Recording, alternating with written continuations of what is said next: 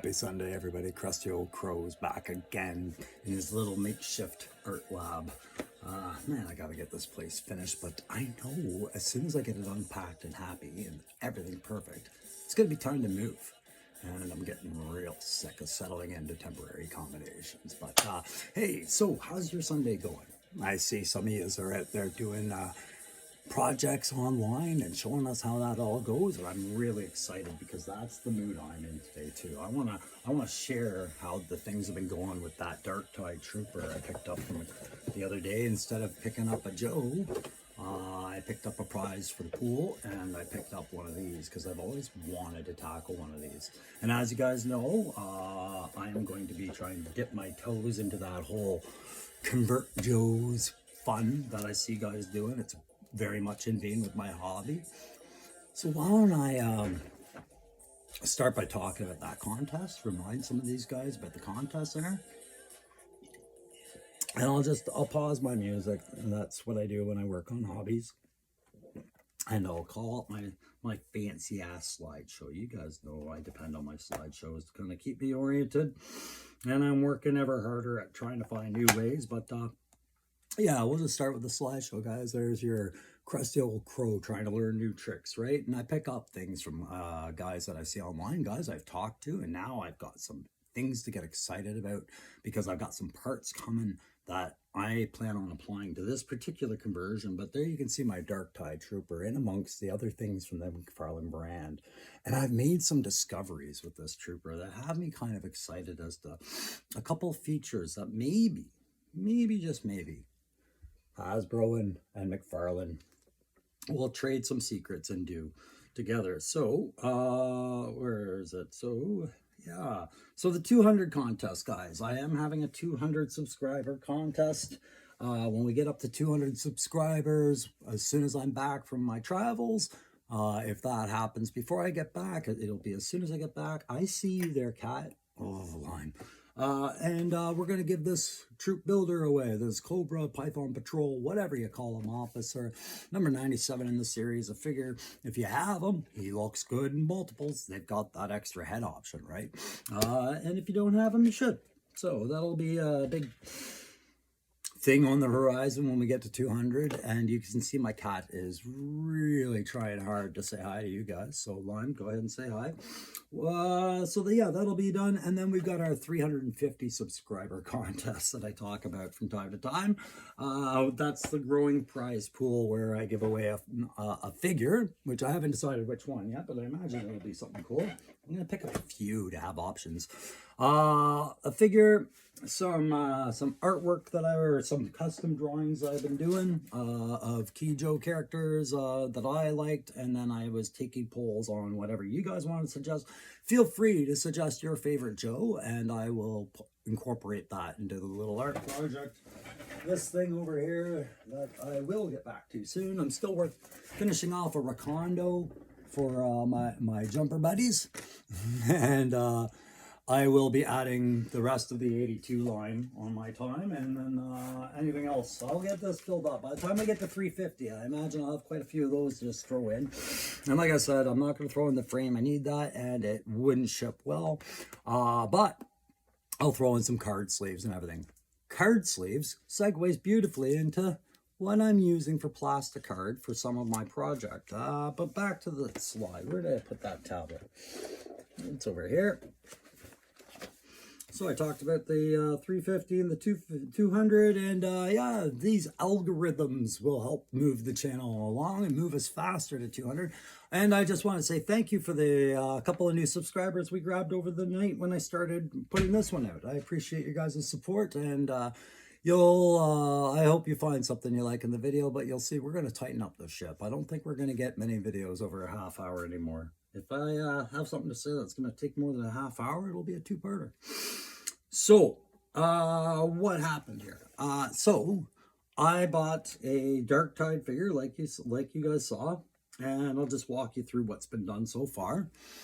All right, I just got the prelims done. I got them ready for soak. I washed them, I soaked them, And then I heated them in the boiling water so I could pull those arms out apart properly, and the rings just popped out beautifully. And actually, I found the arms a little easier to remove for the Dark Tide figure than I did for any other Joe figure. I did try to remove, I had to remove the arms when I did my grunt vest swap with my guy Bobcat, which was a previous classified gung ho. And you can see I used the gas toothbrush and didn't tell the wife, but it all rinses out fine, and then I let her dry.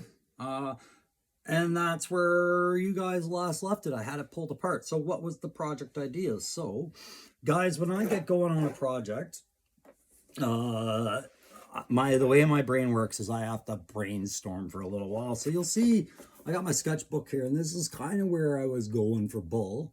And you'll see a lot of sloppy notes, and it's just me trying to figure out where he would fit in, what I wanted the design to really represent. Because the first thing I noticed about the Dark Tide figure is that if, say, old Spirit here is 6 feet tall, well, the Dark Tide figure makes they're about 6'5" to, yeah, 6'5", 6'8". So they're a taller guy. So that's why I went with a guy like the name Bull. I wanted him to be Canadian because I don't have any Canadians in my Joe, so I decided I'm making a Canadian. So I made it an Albertan farm boy, heavy assault soldier, right? So as I got going and started figuring out where I wanted to put designs, I looked at some stuff on my tablet and decided where I wanted to take the character. So I talked about in my 82 to 94 reviews about doing how Hasbro could make us like Barricade, that big yellow heavy armored soldier from the later line. It was after my generation, well after Downtown and Alley Viper had come out. I think those were the last ones I remembered buying or seeing on my cousin's shelf. But I said it would work as a juggernaut character. Heavy armored, high risk assault, right? And good for breaching and riot control as well, the more armor. But we're used to seeing it with EOD, explosive ordnance and demolitions guys for the engineers. The guys like Hurt Locker that dispose of bombs, guys like that, right? So there was a little draw to do that again. But I wanted to stay away from the engineer style because I do intend on one day having a tripwire in my collection, and I didn't want to take tripwire's role. And I wanted to stay away from doing necessarily a riot control per se, because I'm thinking I might buy more than a couple of shockwaves at some point and do a couple conversions and just have a SWAT team kind of feel, like a breaching team. But I wanted him to be able to rule well with any of the other rules. So I wanted him somewhere in between, but I also wanted him to have heavy weapons because as you guys know, I did a deal, like me and Loki Wartooth talked, and he said, I need something. I said, I need something. And I wanted to test out the mail system for mailing packages internationally, so I know what my contests look like, so I can budget around that. So it worked out well, and I got a bunch of parts coming in from Loki. Heavy weapons, and that was something I had asked Loki for, and he said, I got you, bud, and I'll show you what some of those look like. So the armor inspiration I was looking at was more modern heavy armor. Yeah, we already asked that. And protection, right? And I wanted to incorporate some of the police riot gear in with a military feel to it. So you can see most of that is police, but then we have the neck protection and bump helmets and extra padding. And then you can see like just overall the military aspect of where the extra layers go. They're not thick, they're just Kevlar and stuff like that. And then if I want to, I could get right into a larger chest rig over the thing, right into the boundaries of what is real and what is just really cool sci-fi. I thought that was a really cool picture, really. And that was inspiring as well. Things like this came to mind, and that's very much the appeal I wanted to go for, was a large heavy trooper. This is a little over the top to me, but it's sci-fi video game stuff, but I thought that's the Joe element coming into play, the Joe privilege, and then some old classic, what is that, dust or something like that. So I started writing down my ideas and banging into the sketchbook again and refining what I was looking at after I got everything prepped and pulled apart. And here's where we started going. I had everything pulled apart and I started mapping out where I wanted extra layers of armor. Okay. And as I did that, yeah, you guys see I keep the sketch handy. And then, yeah, the sketchbooks here again. I did a secondary sketch after I had my idea down, more notes, more sketches of what I want to incorporate. And I put a little focus into what else I wanted for personality and flair. And I decided that although you'd think he's a simple Albertan farm boy with probably a CFL and NHL career aspects for his size and strength, yeah, that's how far I think of it. Very much a street guy, streetwise, street smart, and respects for the modern culture, not just the country culture, a lot of urban culture. So I wanted to add some like spray painted graffiti pieces to his armor. I thought it would be cool. That's what this page was about.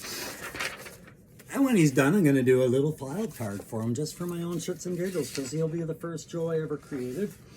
I started thinking about where I wanted chest rigs differently than what was provided, how to approach my bump helmet conversion, and logos and protection, how that would work, patches, things like that. You can see it carries over onto the next page. Like, I just sit there and smoke and drink my coffee and think of this stuff. But the other thing is I do want to do a shield for the guy. I started thinking about what kind of shield I wanted. I didn't necessarily want to recreate this. I still haven't done my flip on this, which I think it should have flip to put the firing slot on the right way. I don't want a firing slot. I want a vision slot. And I want the shield to be about half that size.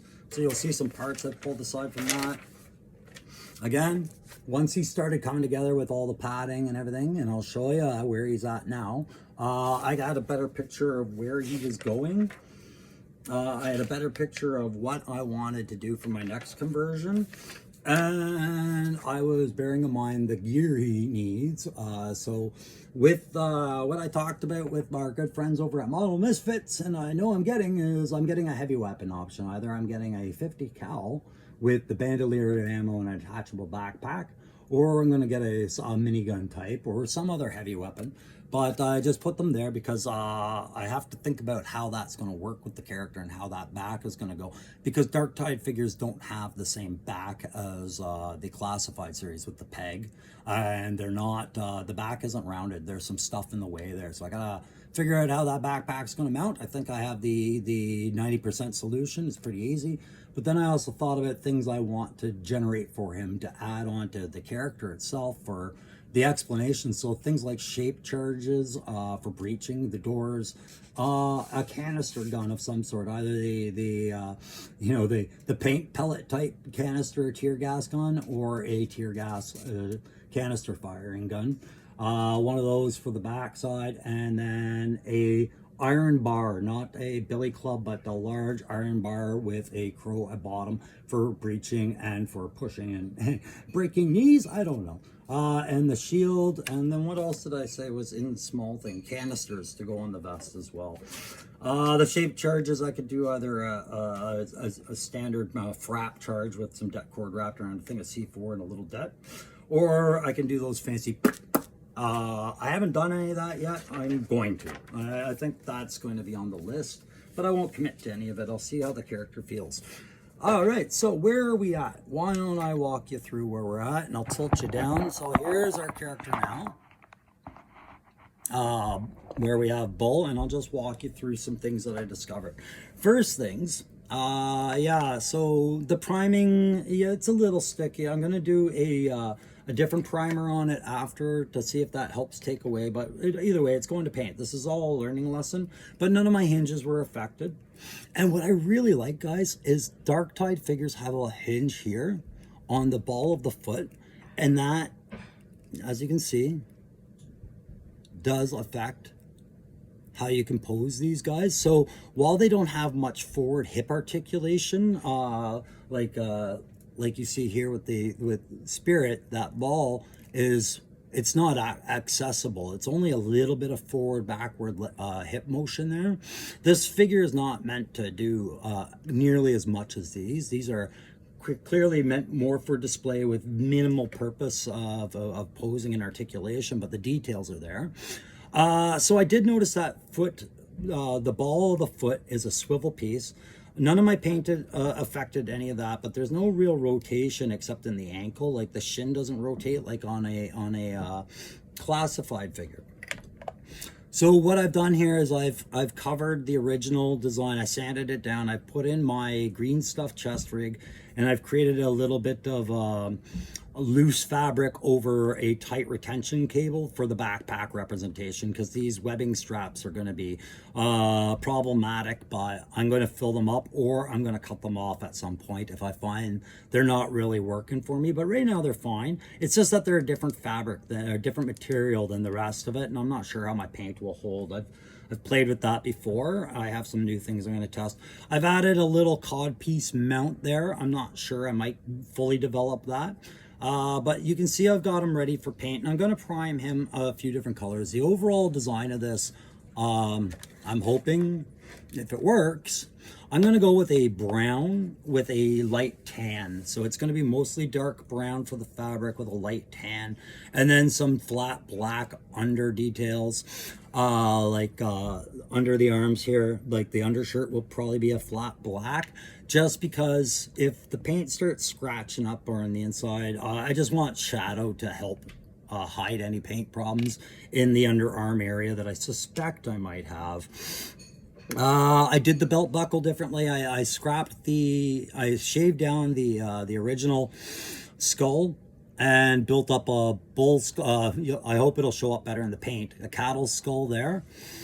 I reinforced that canteen with a sipping straw for mask drills, which us in the military do. And then he had this nice, I know it's a crack grenade from 40K, but it still looks like a good fragmentation type or a 9-banger type breaching grenade. So I just added a pin and a spoon to it. I felt like that was a cool little detail I could accomplish quickly enough. And then on the vest, you're just going to see a couple of patches, a Canadian patch, his name patch, a little RTC patch. RTC stands for a lot of things in my life. It was basically Ryan 20 Customs, Ryan 20 Cars, Ryan 20 Comics. It's whatever you wanted to call it. Look at that. I just gave my full name away. And then I got my couple of extra pouches there. I'm not giving them any standard M16 style pouches for the vest. I was tempted to do that, but when he's going to be carrying a heavy weapon, at best for the secondary weapon, it's probably going to be a canister gun or a pistol.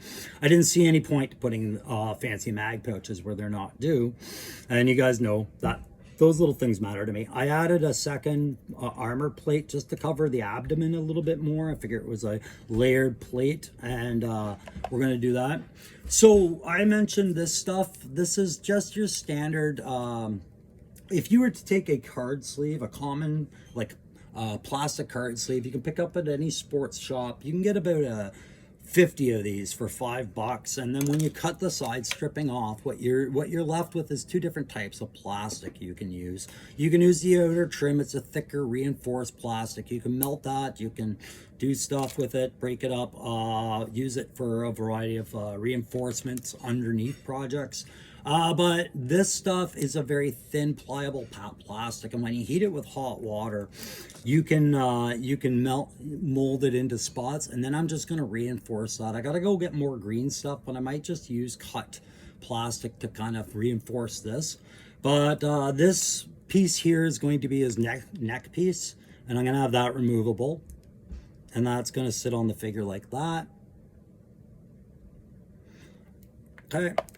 And then I'll go through the other armor pieces. These are going to be the thigh armor pieces. I have two of these, and again, I just melted them in the hot water. I just basically put them in hot water like this and pull back against the tension of my finger, but I had them both stacked evenly so the angles match.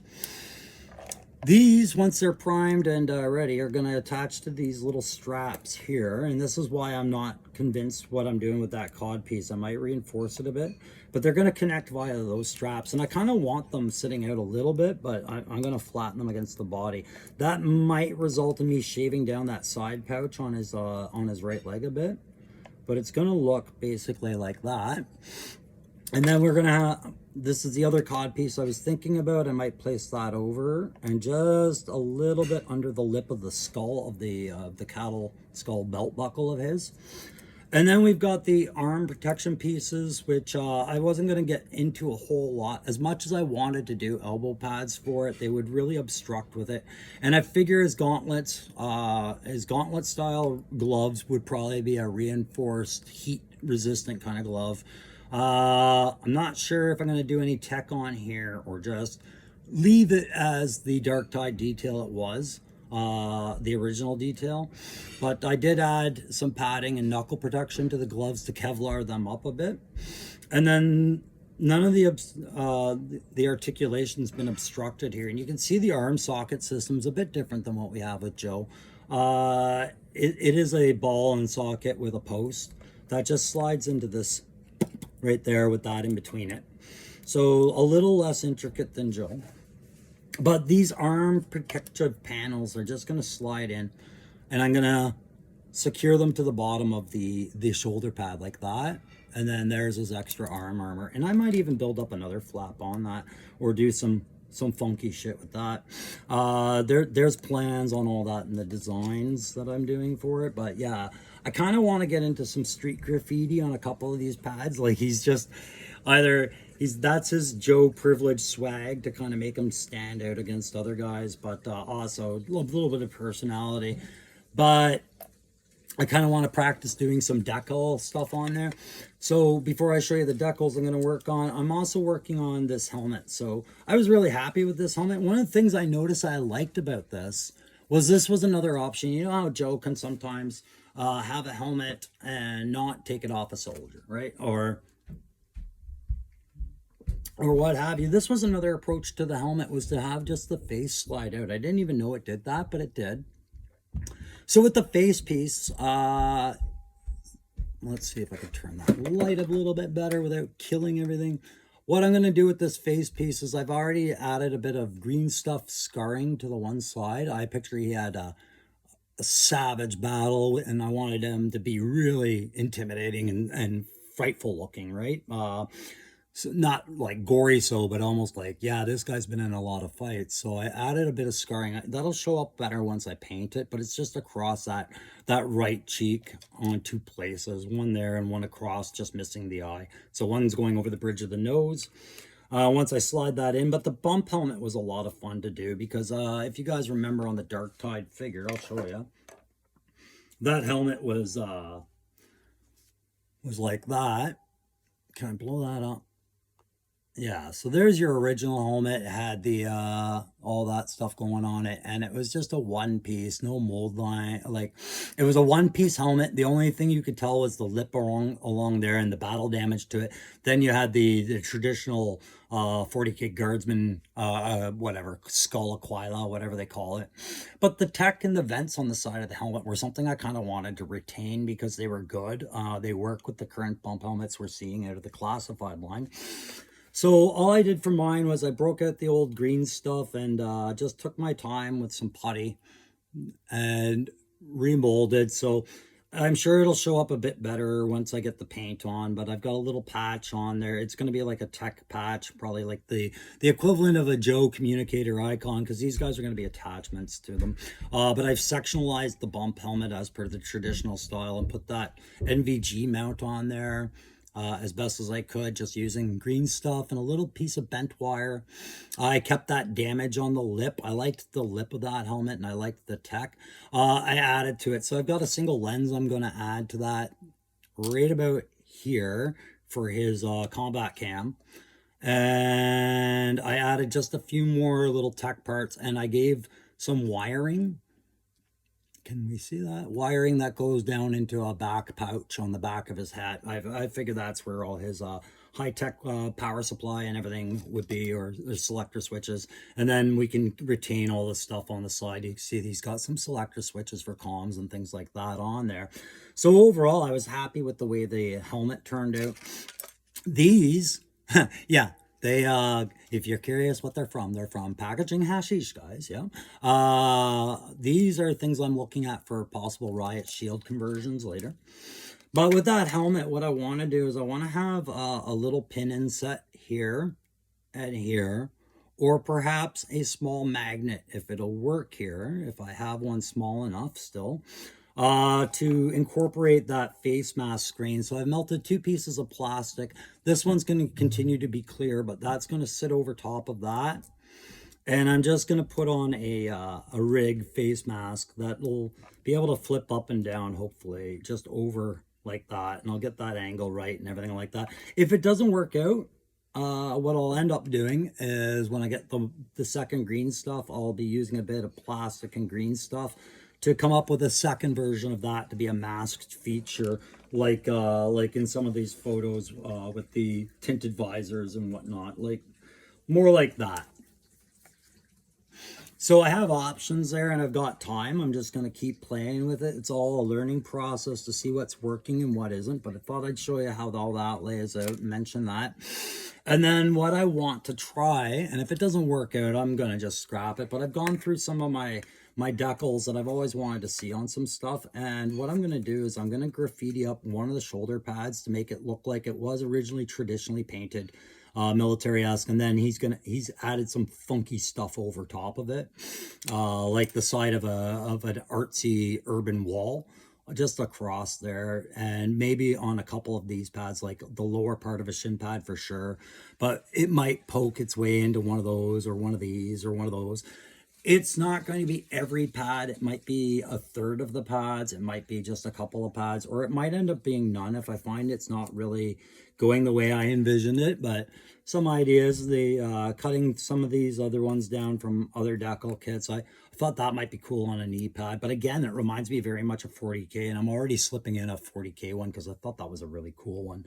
That's from the Dark Eldar Witches, but definitely going to have that redneck one on there somewhere.